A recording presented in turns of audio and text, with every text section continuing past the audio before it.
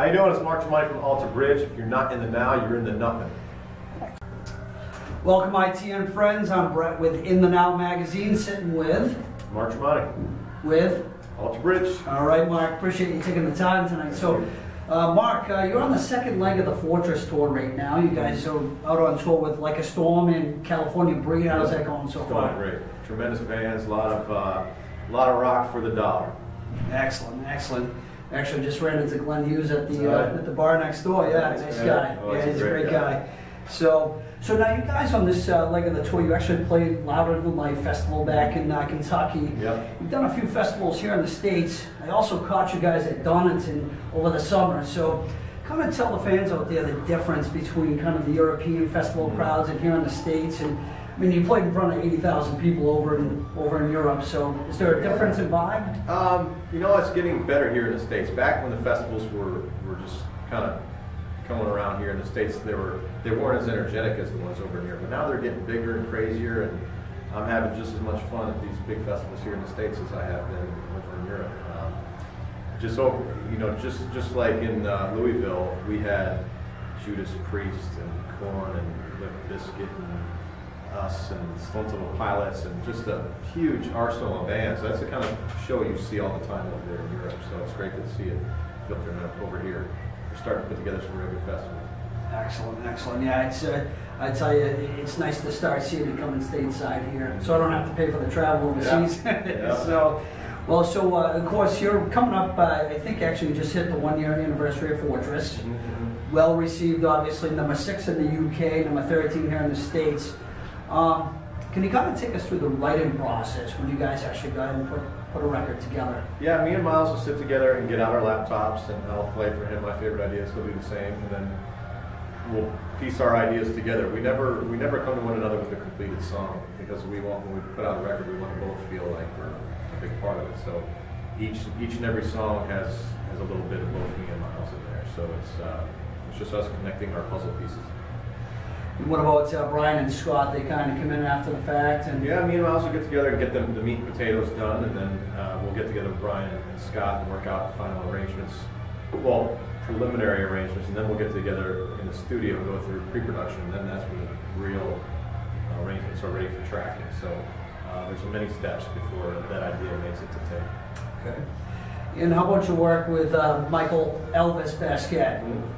So you guys are obviously, what's this, your 3rd or 4th album with him, and obviously it's going well? Yeah, this will be my, I think, 5th album with him now, because he's in Miami right now with my solo band, tracking drums. Before I came out on this tour, we hustled, we did 10 or 11 days of pre-production getting the songs ready for recording. So when I came on tour, they went straight down to Miami, and they started tracking drums today.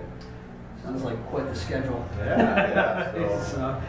Well, so now, on the newest record, Water's Rising, you sing the lead vocals on that. So how did you guys come to that? I mean, how did you pick that song, and why did you sing it? Well, I had done a lead vocal on our last AB3 record where me and Miles went back and forth on the verses, and then I went off and did my solo record.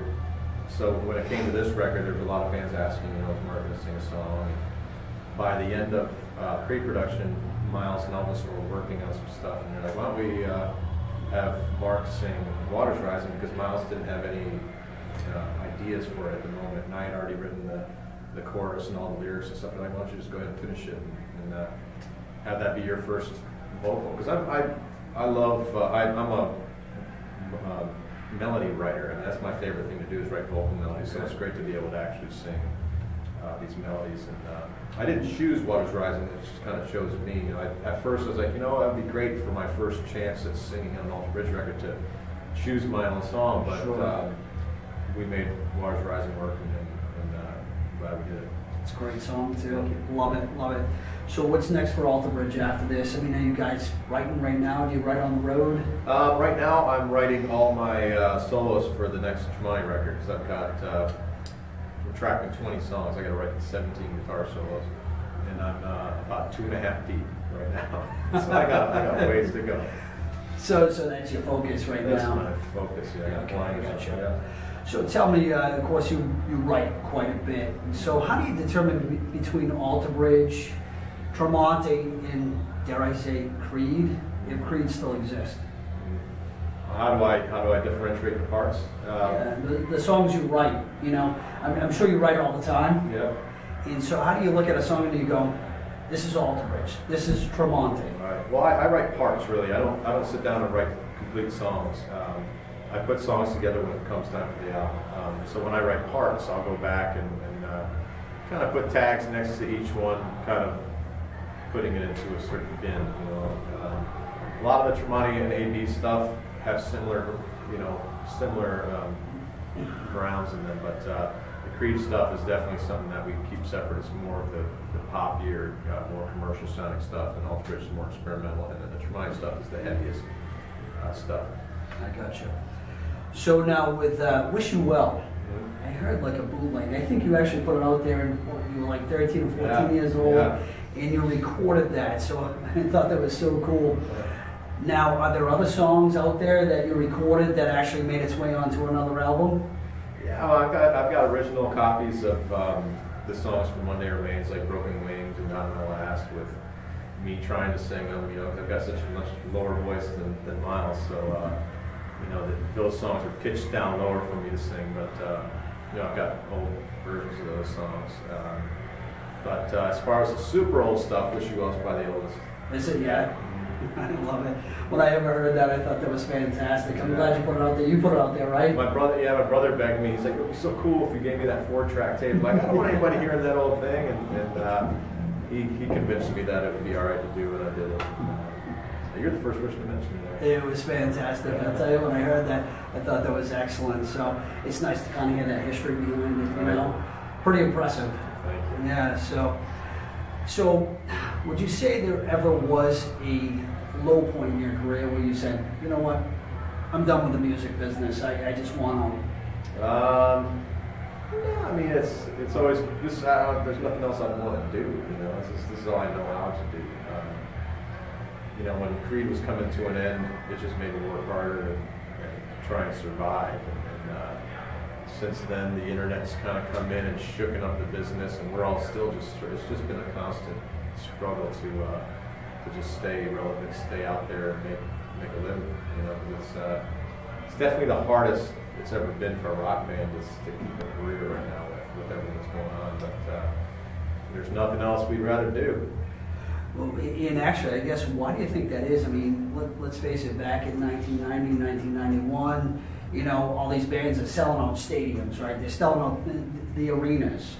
1992 hits, you know, the Iron Maidens, the Judas Priest, they're not selling out anymore. So I mean, do you see a resurgence with that, or what happened then, and, you know, how do you feel about that? Well, those bands are still selling out arenas over in Europe, and right. Europe's is, I think, what really has kept rock alive. You know, if it wasn't for Europe, we'd probably be retired, because we've been struggling so much here in the States. It's finally getting larger here in the States, but right off the bat, it got big in Europe, and we're playing the arenas over there, you know, and we get to play we get to play shows with all the bands you mentioned. You know, we just played with Iron Maiden a couple times in the last tour, right before Metallica, right before, you know, Soundgarden and Sabbath, all these great bands. So Europe is really a strong rock market. The States, I think, the big rock stars turn into the pop stars, you know, rap stars. You know, right. Nobody really knows. Rock's such a faceless scene right now. Everybody knows what Lil Wayne looks like and what Jay-Z and Pink and all the pop stars look like, but the rock stars are kind of in the, you know, it's hopefully it's a cyclical thing where the rock thing will come back and be as big as it was once. Do you think, as far as the popularity of Alter Bridge in Europe, and of course it was kind of the flip side with Creed, right? Yeah. Here in the States, and then over in Europe it wasn't quite as popular. Do you think that has anything to do with it? Yeah, I think it had a lot to do with why Alter Bridge didn't take off right away here in the States, is everybody just, it's just the guys from Creed. You know? Right. But now Alter Bridge is its own thing. Nobody really, you know, compares us anymore, and that's why the word's starting to turn here as well. Excellent. Was there a high point in your career that you said, wow, this is amazing? Oh man, it happens all the time. You know, just when we played Download this year, and my guitar tech comes over to me, he's like, "Don't look now, but James is up there watching the whole set." I'm like, "Oh man, that's James Hetfield, my hero's up there watching our set at Download."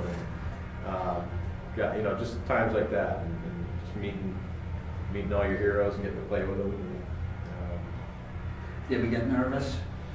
I don't get too nervous anymore.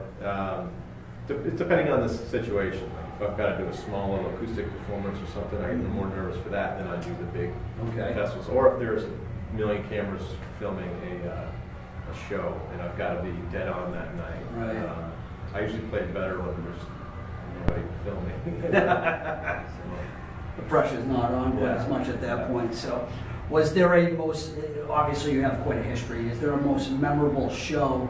Obviously you guys played like Woodstock 99, you played all these festivals in Europe. Is there anything that stands out as the most memorable show, whichever band it was?